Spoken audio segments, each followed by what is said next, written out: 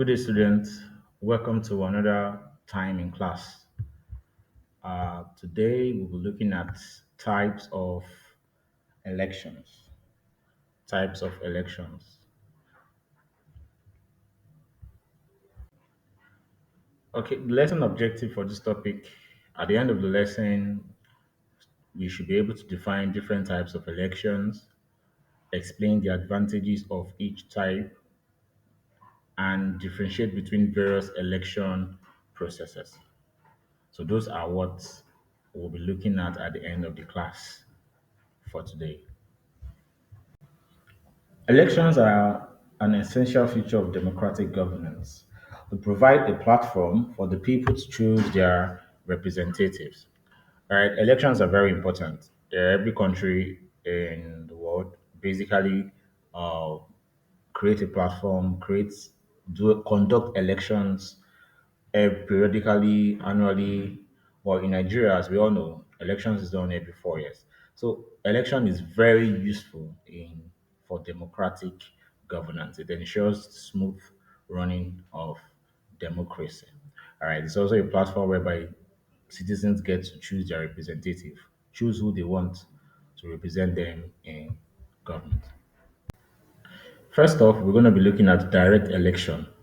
This is a system where citizens vote directly for candidates of their choice.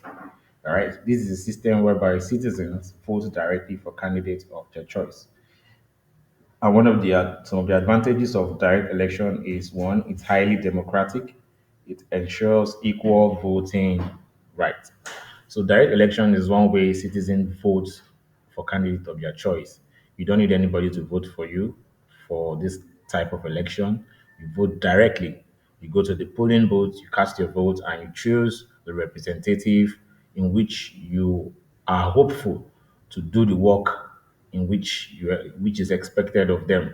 So direct election gives us the liberty, the freedom for us to directly choose our candidate. No one chooses our candidate for us under this type of election. And like I earlier said, it's highly democratic and ensures equal voting rights. This involves both male suffrage, adult suffrage, and the likes. Everybody, so far you're an adult, you're a citizen, and you are qualified to vote, you can engage in direct election.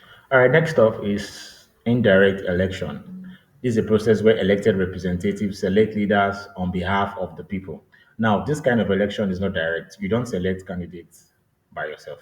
You actually select representatives that helps you select candidates. All right, this is not really common in a democratic setting.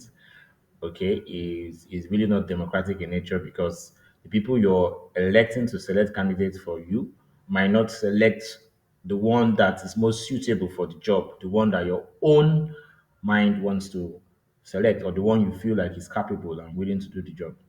But it had some advantage. Number one, it's more cost effective. That it doesn't cost too much because you already voted for representative to help you select leaders on your behalf. So the cost of getting election materials, voters registration, accreditation, and all of that is not done. So is more cost effective.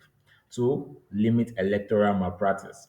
In this kind of indirect election, electoral malpractice is limited because people are not stuffing ballot papers. All right, there's no use of violence. Nobody's gathering at polling booths to vote. All right, there are already representatives that are going to do that vote for you. They are going to to select people on your behalf. So this kind of election limits electoral malpractice. All right, another type of election is electoral college.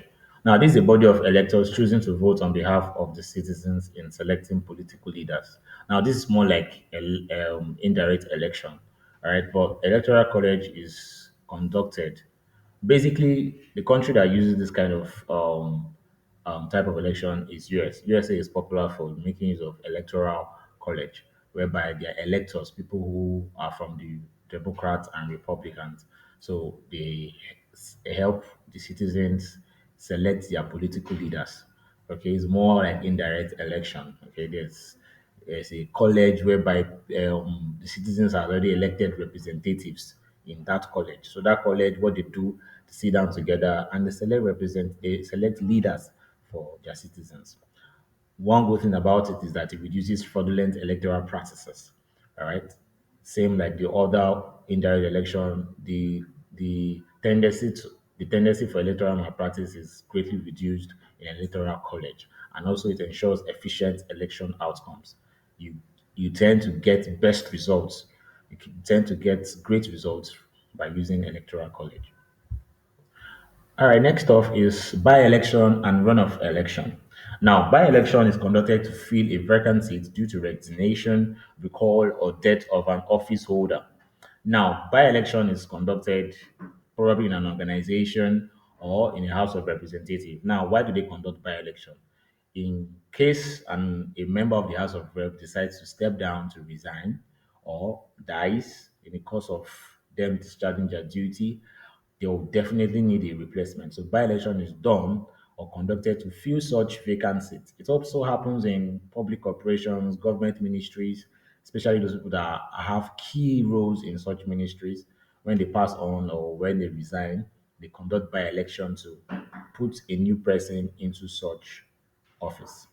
Runoff election. This is held when an initial election is annulled due to irregularities or a candidate fails to secure a required majority. Now, runoff election is an election that is conducted when a particular election has been annulled. That is when there is no conclusion for a particular election, or probably there were riots in such elections, there was chaos in such elections, so they have to conduct such elections. So, such kind of elections are called runoff elections. Or probably there are irregularities. A lot of malpractice has gone on during the election. All right, so they might rerun such elections in order to bring out an illegible candidate of the people's choice. All right, up next is referendum and plebiscite. Referendum and plebiscite. Now, referendum is a process where citizens vote yes or no to a proposed law or policy change. Now, for instance, the government are to make a particular law and they want to seek the opinion of the citizen. All right, through a yes or no. So the citizens could have the choice of saying, "Oh, yes, we want such law," or "No, we want such law." So it's an election that is done based on yes or no, and it's done majorly on lawmaking, and probably the government want to change a particular policy. Okay, probably they want to change the standard of education instead of C64. They want to probably make it C63 or 463. Such kind of policy are to change can be changed due to by using a referendum election.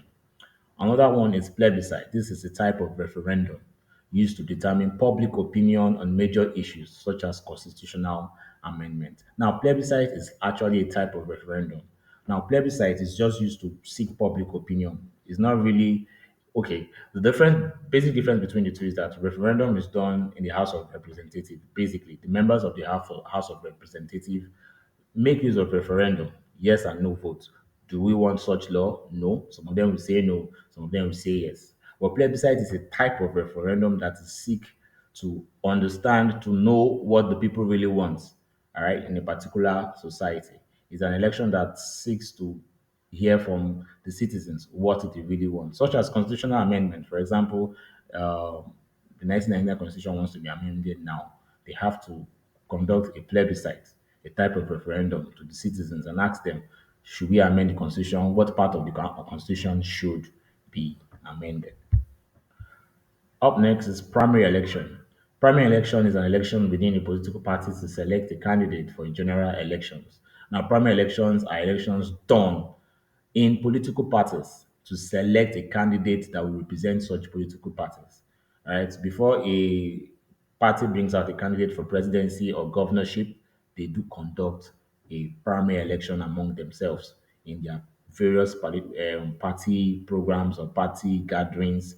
They select an individual who will represent the party, who will be the flag bearer of such party for that particular post he or she wishes to vie for. All right. In conclusion, elections are vital in shaping democratic government. Different election types ensures fairness, inclusivity, and transparency in leadership selection. All right, elections are vital. They shape democracy, and the basic different types of election ensures that everybody is included, irrespective of your race, your religious background, your ethnic affiliations. Everybody is included. There's fairness. It ensures that everybody is takes part in selecting leaders. There's fairness. Nothing like, okay, we want the Igbos should rule, the Yoruba should rule. No, everybody decides who they want to rule them over in leadership selection. So election basically shaping government, makes government stable and ensures a smooth change of government and ensures a stable democracy in a particular country. All right, we've come to the end of the class.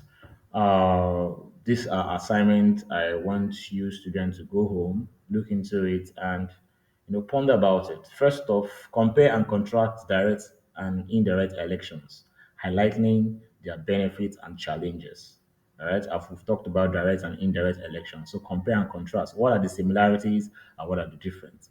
And also, why are primary elections important in a democratic system?